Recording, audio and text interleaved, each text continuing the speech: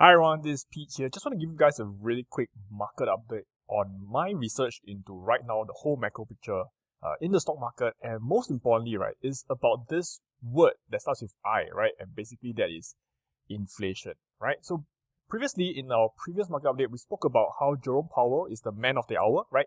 He is basically saying that he will fight inflation to the end, and how he's going to do it, he only has one weapon, and that is to increase interest rate.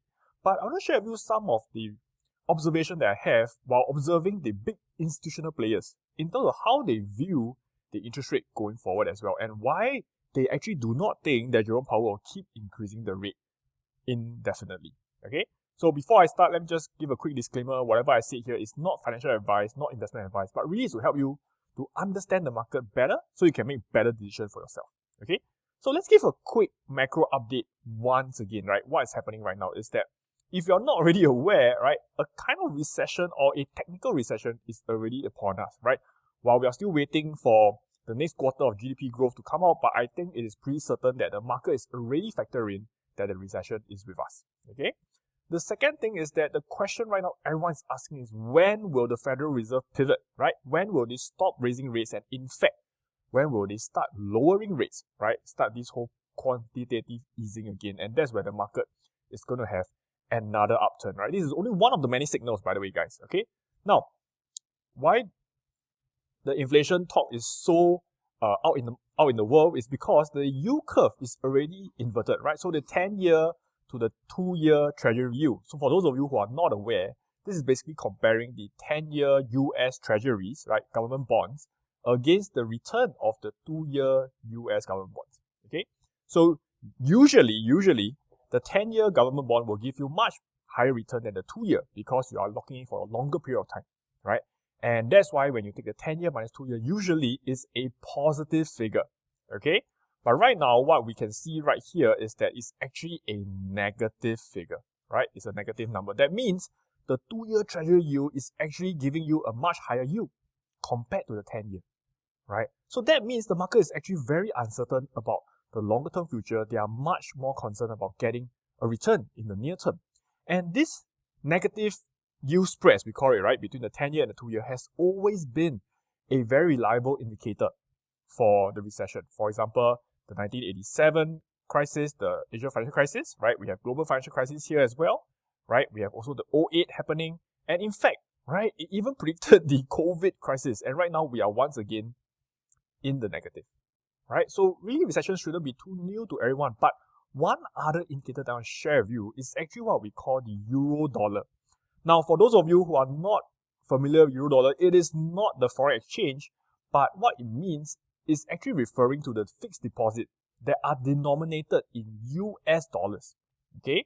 But these are held in commercial banks that are outside of the USA. So generally, these are fixed deposit. They are held by commercial banks outside, not the US government. So therefore, they are usually deemed as slightly higher risk. Okay?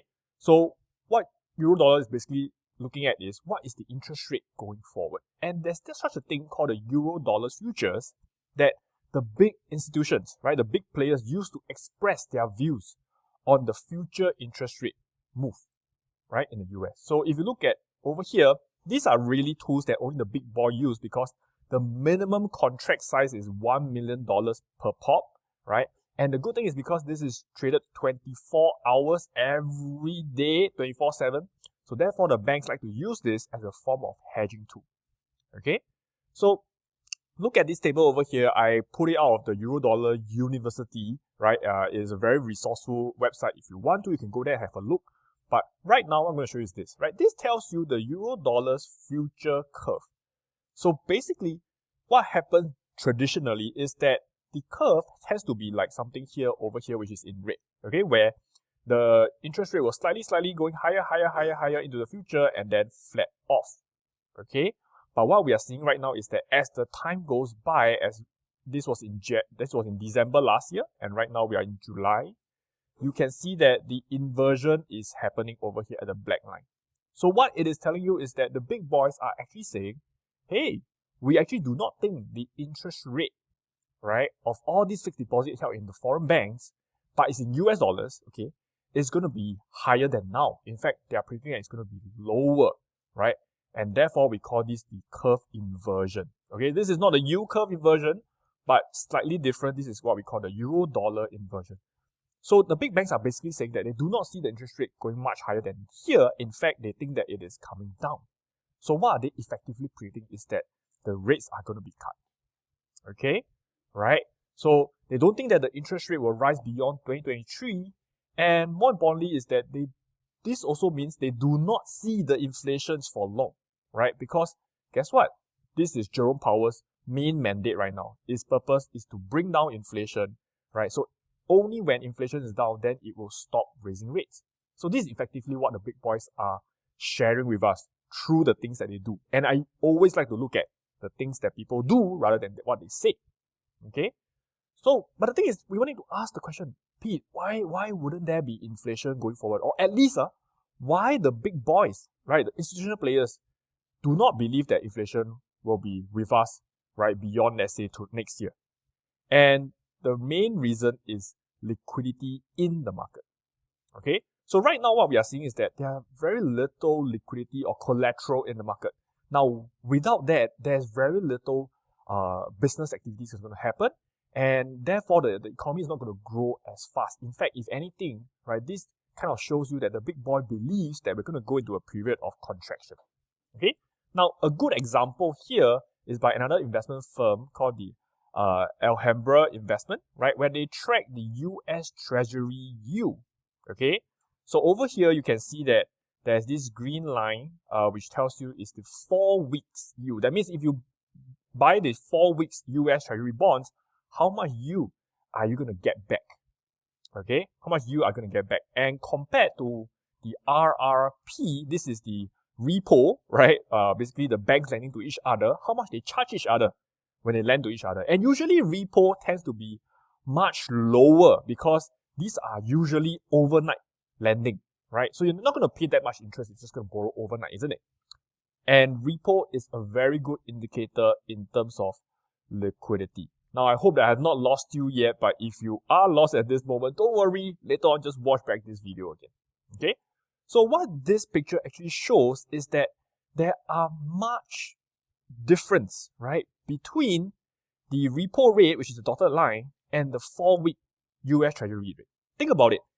The 4 weeks Treasury yield is actually giving you a lower return than what the banks are paying to borrow from each other overnight. What does that mean? That means there's actually very little US dollar in the market right now. So much so that when the bank just trying to borrow from each other just for that one night, they are paying a much higher interest rate than you will receive if you lend it to the US government. Okay? So you can see over here, this period, the repo rate is higher than the 4 weeks, alright? And once again, right now, we are seeing that the 4 weeks rate is much lower than the repo rates. Okay? Drying up liquidity. Now, another chart that I pull out from the same website is this thing, what we call the repo fail. That means where the banks, when they lend each other money, right, the next day, they must settle it. They must return each other the money. Okay? So, for example, let's say Bank A lends it to Bank B, right? Overnight, they lend each other, the A lend to B $1 billion. Okay? The next day, B must somehow find the money to return A, right? Now, if this does not happen, it's called the repo fail, right? And the last time we saw such a high repo fail was during the global financial crisis, during the 2008 period. Okay? Alright, during the 2008 period. So you can see over here, oh sorry, my bad. This is the COVID crisis, right? What we call the global financial crisis 2, right? This was during the COVID period, and right now, can you see that we are experiencing two times, right, in a span of maybe half a year, right, that the repo fail reaches the same level again.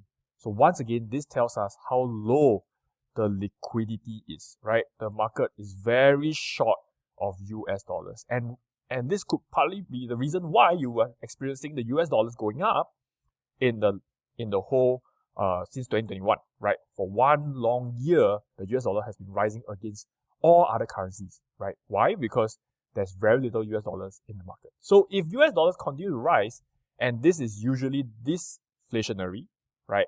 And I think this is really why the big boys are feeling that, hey, inflation may not be with us for too long.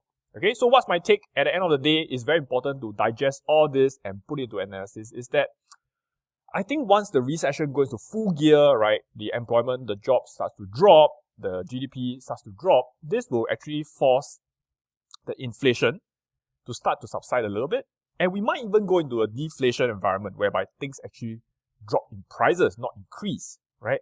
And I think this is where be the point where the Federal Reserve, or J. Powell in particular, will stop the rate hike and perhaps even pivot towards easing again. Okay? So this is the main thing that I want to share with you guys, is that right now the market is very, very uncertain.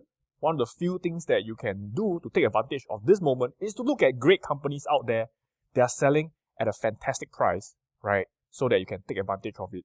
One of the key things is that valuation always matters. So do check your valuation before you go in. And if you're dealing with options, for those of you right here in our community, right now we are, of course, looking at more selling options rather than buying options, right? But really, when the market starts to upturn, of course, we will change strategy again. So it is very important for you guys to stay dynamic, right? To stay flexible and be ready to take advantage of the market whenever it presents the opportunity. Okay? So guys, I hope this is useful for you guys. If you like the content over here, alright, put in the comments below. Let us know what are the other things that you guys are thinking about, and I'll share with you guys more in the next update. Alright, see you guys next time.